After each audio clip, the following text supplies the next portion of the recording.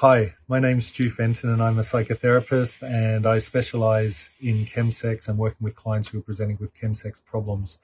I've worked in a number of facilities, therapeutic communities and hospital settings, but I've also worked in private practice, and the vast majority of my clients have been LGBT community, MSM, gay men having sex with other men, engaging with crystal meth and GHB while also utilizing the dating apps.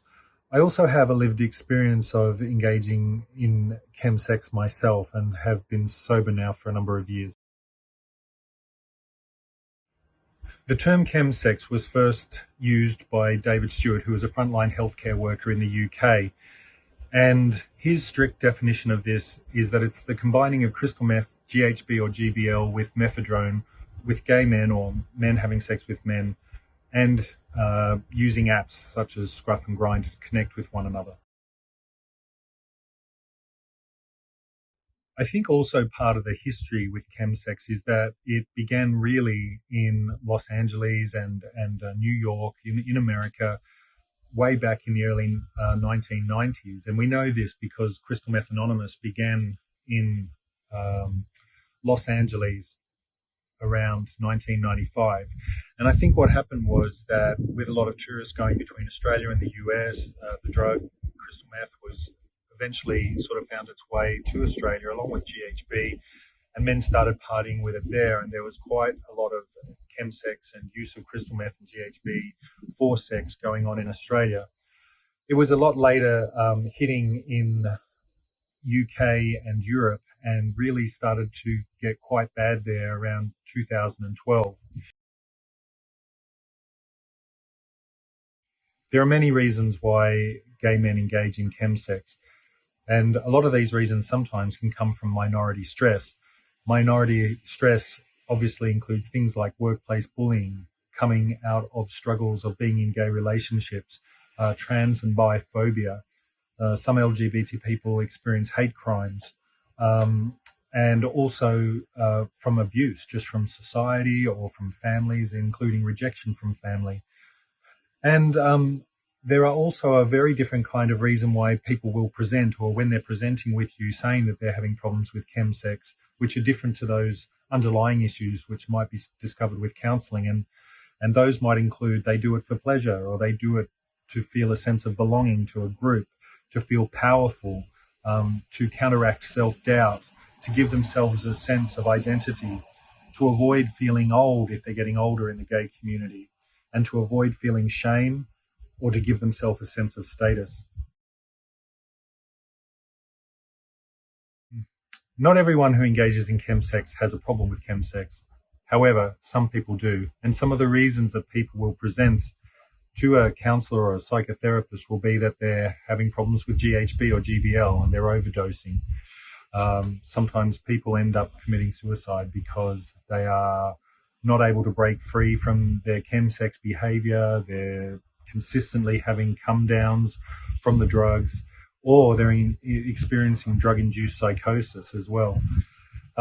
People who have already mental health issues like anxiety and depression, constantly using crystal meth and GHB and staying up for days on end, can exacerbate those mental health conditions. People's quality of life and their relationships with their friends and their families can be affected in a negative way through ongoing chemsex behavior. Another one of the negative impacts of chemsex is in regard to crimes. So with sexual assault, in these sexually charged environments, consent lines become blurred. Sometimes people will take advantage of people who have overdosed on GHB, or if they're psychosis and they're not really aware of what's happening in their surroundings. And also STI infections such as HIV and Hep C, as well as syphilis, gonorrhea, chlamydia. These are really negative impacts that happen when people choose not to use condoms, or that they're having sex with multiple partners in a short space of time. In regard to HIV rates for a number of years were increasing before PrEP started to be used on a regular basis. And one of the reasons I think that this was increasing for a period of time is that when people are out using drugs, for especially crystal meth, for a long period of time, 3 or 4 days at a time, they stopped being consistent with taking their medication at the same time each day. And then the last issue or negative impact is around psychosis. And not everyone experiences drug-induced psychosis, but there are a number of people that are susceptible to it. And if you're experiencing this on a regular basis, it can be quite detrimental to a person's sense of themselves and their own well-being.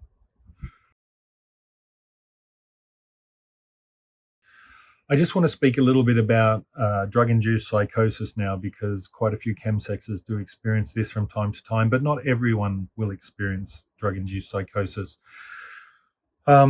Sometimes people mix up different ways people are presenting as being psychosis, but usually people who are using crystal meth will either be paranoid, and we all know what paranoia is, just thinking people are talking or about us. Or having thoughts about us.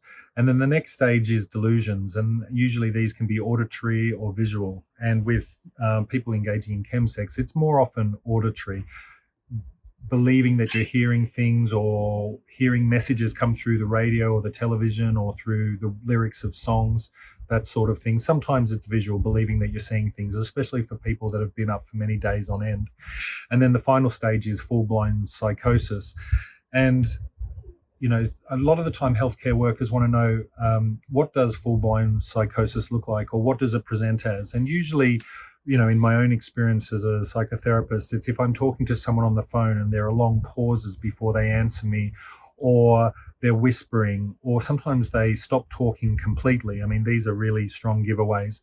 The other thing is, some of the things that they might say is, I'm really worried about my safety, or I'm worried that my grandmother's in danger, or my mother's in danger, or I feel like I've done something really terrible, or the police are after me. These are always big giveaways for me that someone is in psychosis. And finally, just the three different types of psychosis that exist.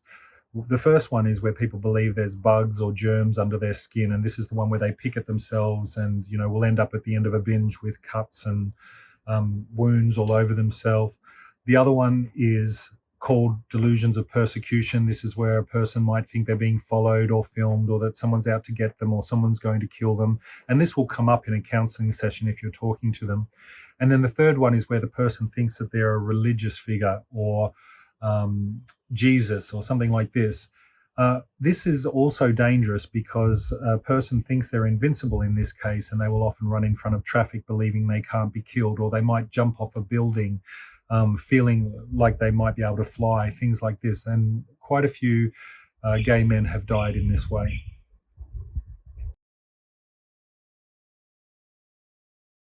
What are some of the things that people will say when they're presenting for help? Clients who are presenting for help with chemsex will often say things like, I'm having trouble in my relationship, or I'm having trouble with online apps. Or they might say, I have fears of getting HIV, or I've been getting STIs, or I recently got syphilis several times. They might say that they're struggling with isolation and feeling disconnected from the community or from family or friends. Or they might say, I know I'm addicted to this drug or that drug, and I want to do something about it. They might say that they're experiencing psychosis, or that they've overdosed several times on GHB and they're very worried that their life is at risk. Police may have become involved in their lives for some reason or other. These are some of the reasons people will present for help.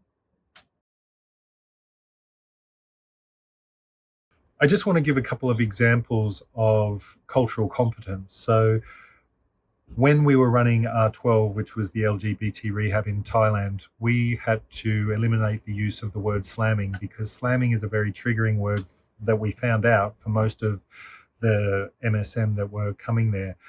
And, sometimes if someone used the word slamming in a group, people would be triggered and have cravings and be quite disorientated from that. So we found eliminating was a really good course of action. And another example of this is that when I was at the ChemSex conference in Paris last November, I was sitting next to a woman at lunch who is a doctor and heterosexual, working at a clinic in Switzerland. And I asked her why she was at the conference, and she said she had just joined this clinic, but she knew nothing about chemsex, but that they got a lot of chemsex clients there, and she wanted to understand better how to work with these clients. And I think this is a good thing because some of the idiosyncrasies about the way gay men engage with chemsex will need to be discussed, and this means sexual behavior. And there's quite a lot of sexual terminology and behavior around chemsex that I think is important for frontline workers to know and understand and be comfortable talking about when they're sitting in the room with someone. What has been the LGBT community's responses to chemsex?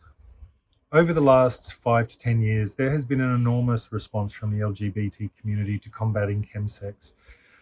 So, initially, as I mentioned earlier, in 1995, the 12-step program Crystal Meth Anonymous was formed, and initially it just existed in Canada, the US, and Australia. It's now been running for almost 25 years, so a very long time, and also they have meetings now in Berlin, Holland, Iran, and New Zealand. Secondly, cultural competence is important. So, as I said also earlier, they are now running the European ChemSex Conference, which is a massive conference held every year to educate frontline workers on everything about chemsex culture. It could be to do with the sexual behavior that they engage in, or it could be to do with the way drugs are administered, smoking or injecting or ingesting, as it were. And then also with building partnerships and pathways. And the easiest way to explain this is if you have a chemsex client who presents for their sex addiction, and then you're able to refer them to a 12-step program or a support group or to another therapist who does trauma work or does TRE or somatic experiences, and then you refer them to someone else who might be able to help them with EMDR or some other sort of therapy. Other ways the LGBT community has responded to the chemsex problem is by learning how to eliminate stigma and judgment, because a lot of people in the gay community trying to get help for this find that if they are judged or stigmatized for engaging in chemsex, they're less likely to try and get help. It's also really important for frontline workers to identify what is working with a particular client. Different clients respond to different approaches. So CBT may work really well for one client. A 12-step program might work well for another client, but also not for others. So it's really important to always be talking to other therapists and finding out what works for them and experimenting with new techniques and watching what works for a particular client. Another response that works really well is when therapists share their expertise with other therapists. And the European ChemSex convention that is happening now every year throughout Europe is a really good example of this. Different people from different countries are presenting their findings, their understandings, what works, and it's a great way to share information. Also, creating safe spaces is really important. One thing, as an example of this, is in Los Angeles. There's a 12-step Crystal Meth Anonymous meeting, which is called Leather Fetish and Kink. And a lot of the people attending this meeting will attend because they find that this is a safe place to be able to talk about chemsex specifically and the way they engage with sex. And it allows them to create not only a safety for themselves in what they're talking about, but to be able to accept their sexual behavior as good and to know that they and others can do it without having to use drugs. So in summary, this section was about defining exactly what chemsex is, and I think it's seen a little bit differently in different places. As I said, in the UK, they basically call chemsex the combination of crystal meth, GHB or GBL, with methadone and sexual behavior and the use of online dating apps. But I think more broadly in the rest of the world, the definition is not that strict. I think that chemsex, or what they call in American culture party and play, can be sex combined with any number of drugs as well as the use of online apps.